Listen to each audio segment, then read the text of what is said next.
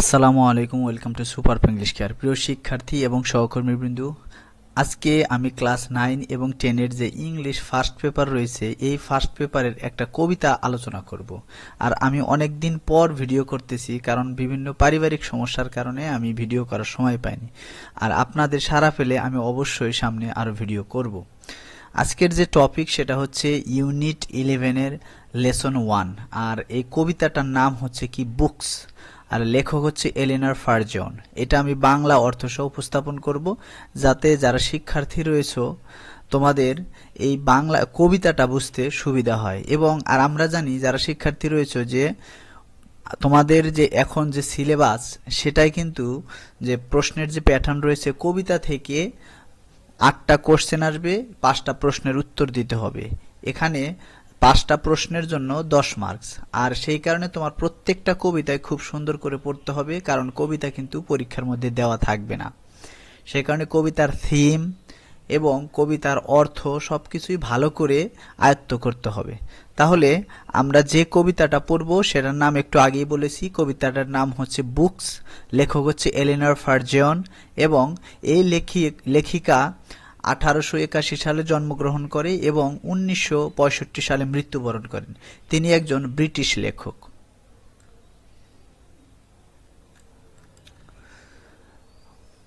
What worlds of wonder are our books, as one opens them and looks. New ideas and people rise in our fancies and our eyes. এখন এটার বাংলা অর্থ হচ্ছে কি, বলা হচ্ছে what worlds of wonder আর our books, মানে আমাদের বইগুলো কি এক আশ্চর্যের জগৎ। কেউ যখন সেগুলো খুলে দেখে, অর্থাৎ যে কেউ, as one opens them and looks, মানে যে কেউ একজন কি করে, যে সময় এই বইগুলো খোলে এবং দেখে, new ideas and people rise, মানে নতুন নতুন ভাবনা এবং মানুষ এগুলা জেগে ওঠে। কোন জায়গায় জেগে ওঠে? In our fancies and our eyes, আমাদের কল্পনায় এবং আমাদের চোখে। তার মানে কি, এই জায়গায় কিন্তু যে মেটাফোর ব্যবহার করা হয়েছে, কি যে আমাদের বইকে ওয়ার্ল্ডস অফ ওয়ান্ডার মানে আশ্চর্যের জগতের সাথে তুলনা করা হয়েছে। এরপরে রয়েছে কি, the room we seat in melts away and we find ourselves at play with someone who before the end may become our chosen friend. এখন বলা হচ্ছে কি, যে আমরা যে সময় বই পড়ি, ওই বই পড়া অবস্থা কোন জায়গায় থাকি? রুমে থাকি। এটাই বলা হচ্ছে, আমরা যে ঘরে বসে আসি অথবা বসে থাকি তা মিলিয়ে যায় মানে আস্তে আস্তে এটা আর ওই অবস্থায় থাকে না। কি হয়? এবং আমরা পাই নিজেদেরকে খেলায় মত্ত অবস্থায় এমন কারো সঙ্গে যে হয়তো শেষমেশ হয়ে উঠতে পারে আমাদের প্রিয় বন্ধু। এখন এই বিষয়টা বুঝিয়ে বলি, যে সময় আমরা কোনো একটা বই পড়ি, কোনো রুমে, কোনো লাইব্রেরিতে, কোথাও না কোথাও থেকে আমরা পড়ি, আর যে সময় বই পড়ি ওই বইয়ের মধ্যে কিন্তু বিভিন্ন চরিত্র থাকে, বিভিন্ন কাহিনী থাকে, বিভিন্ন থিম থাকে। এগুলা পড়া অবস্থায় ওই সময় আমরা কি ওগুলা কল্পনা করি, নিজের সাথে মিলিয়ে নেই। এর ফলে হয় কি, আমরা যে অবস্থায় আছি ওই অবস্থাটা আর থাকে না, চিন্তায় আসে না।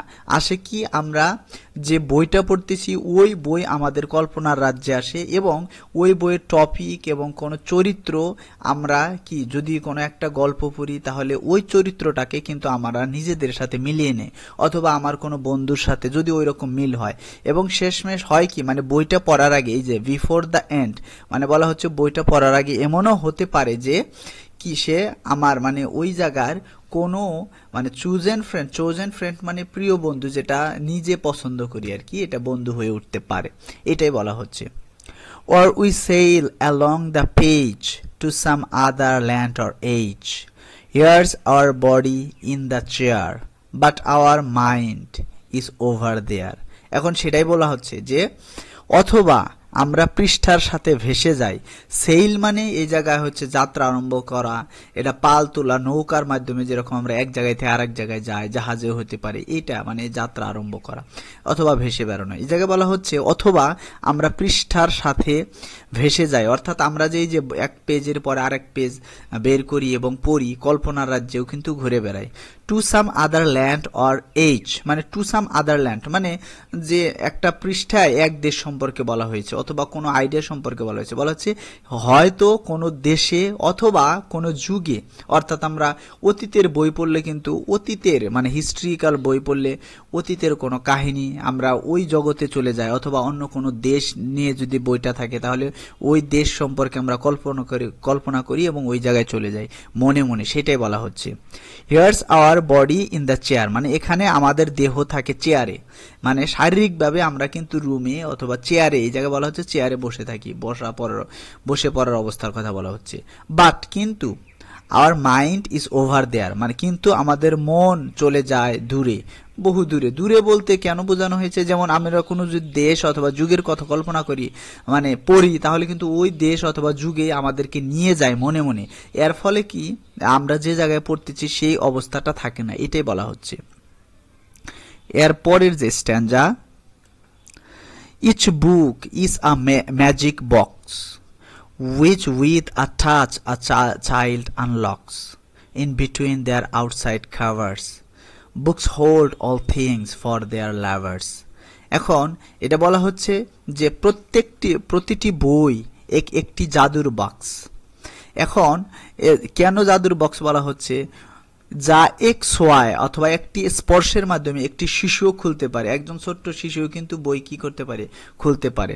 In between there outside covers, বলা হচ্ছে এই যে বইয়ের কিন্তু কাভার থাকে, তার মানে উপরে একটা কাভার থাকে নিচে একটা কাভার থাকে, সেটাই বলা হচ্ছে বাহিরের দুই মলাটের মাঝে কি করে বই এর প্রেমিকদের জন্য সব কিছুই ধারণ করে, অর্থাৎ বইয়ের books hold all things for their lovers, বইকে যারা ভালোবাসে তাদের জন্য বই সব কিছুই ধারণ করে যা যা তাদের দরকার।